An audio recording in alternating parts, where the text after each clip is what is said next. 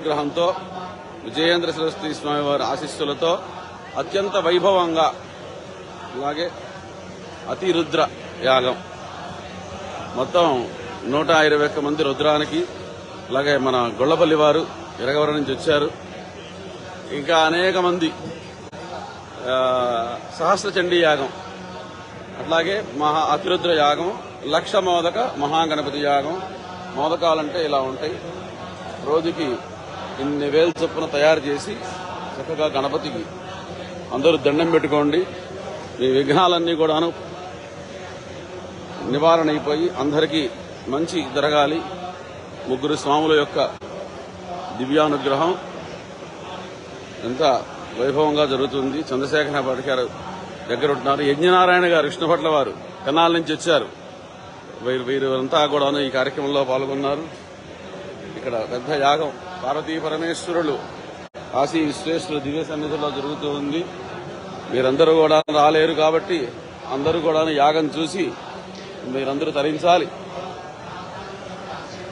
సేనాపతి గారు, భరణి శాస్త్రి గారు, అనేక మంది మహా విద్వాంసులు, మంచి ఉపాసకులు, అమ్మ సహస్ర చండీ,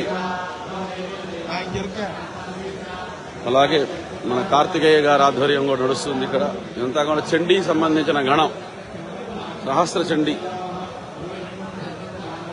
అందరూ చక్కగా చూసి దండం పెట్టుకొని తరించండి. ఇటువంటి యాగాలు మనం చూడలేం.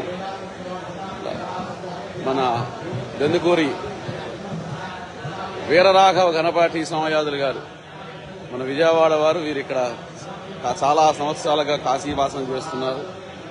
వారి అధ్యక్షతన అనేక మంది మహాపండితులు, సామాన్యమైన పండితులు కాదు, అందరూ వేదాలు, యజ్ఞాలు, శాస్త్రాలు, తర్కాలు, వేదాంతాలు అనేకమైనటువంటి చదువుకున్న వాళ్ళు వీళ్ళందరూ యాగం చేస్తున్నారు.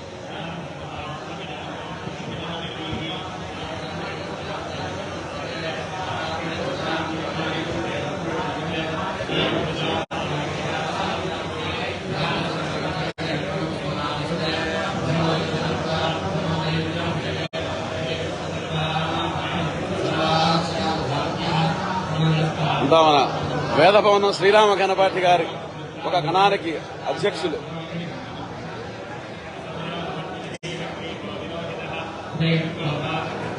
వీరు ప్రత్యేకంగా అమెరికా నుంచి వచ్చారు. శక్తి శర్మ గారని, వైజాగ్ నుంచి వచ్చారు గంగాధరం గారు, దెందుకూరి నారాయణ శాస్త్రి గారు, ఇలా అనేక మంది పండితులు ఈ యాగంలో ఉన్నారు. ఇటువంటి మహాయాగం సామాన్యంగా జరిపేది కాదు. భారతీయ పరమేశ్వర దివ్యానుగ్రహం, శంకర విజయేంద్ర సరస్వతి మహాస్వామి వారు లోక కళ్యాణాన్ని కాంక్షించి లోకంలో ఉన్నటువంటి సమస్త ఆది వ్యాధి పీడలు తొలగి సర్వజనులు సర్వ ప్రాణులు సుభిక్షంగా ఉండాలని ఈ కార్యక్రమం చేస్తున్నారు.